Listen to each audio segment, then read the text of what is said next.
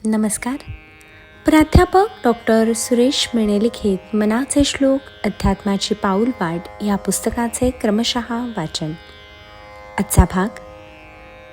जया चक्षुने लक्षिता लक्षवेना भवा भक्षिता रक्षिता रक्षवेना क्षयातीततो अक्षयी मोक्ष देतो दया दक्षतो साक्षीने पक्ष घेतो. या श्लोकामध्ये समर्थांनी चिरंतन अशा परमात्म्य स्वरूपाचे वर्णन केले आहे.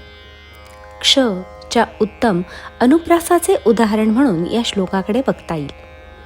हे जे परमात्म्य स्वरूप आहे त्याचे दर्शन साध्या डोळ्यांनी होत नाही, त्यासाठी मनाचेच डोळे हवे.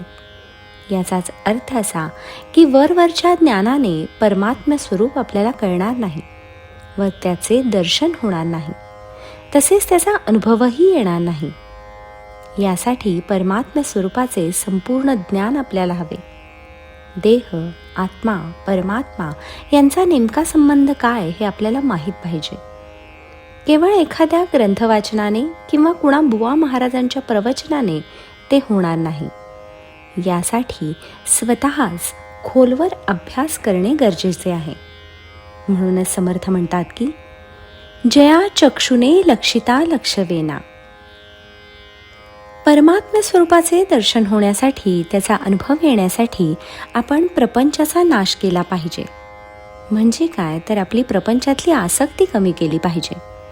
प्रपंचातली आसक्ती कमी केली तर आपली देहासक्ती कमी होईल. आपण देहाच्या सुखासाठी झटणार नाही.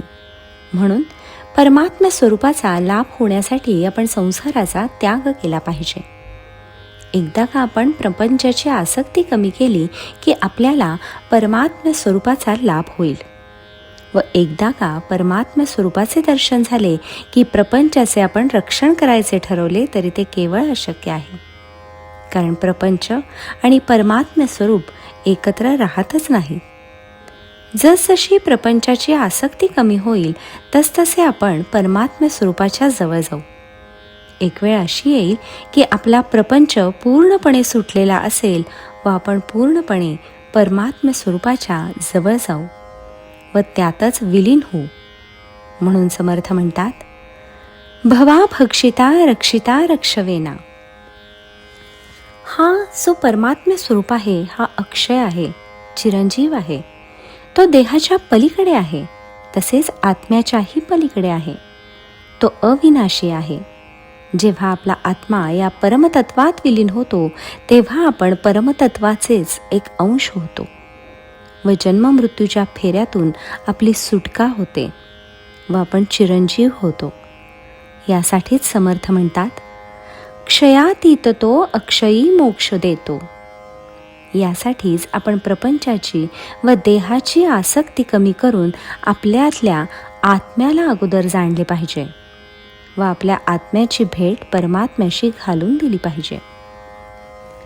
यासाठी संत सज्जनांच्या रूपाने प्रत्यक्ष परमेश्वरही आपल्याला मदत करेल.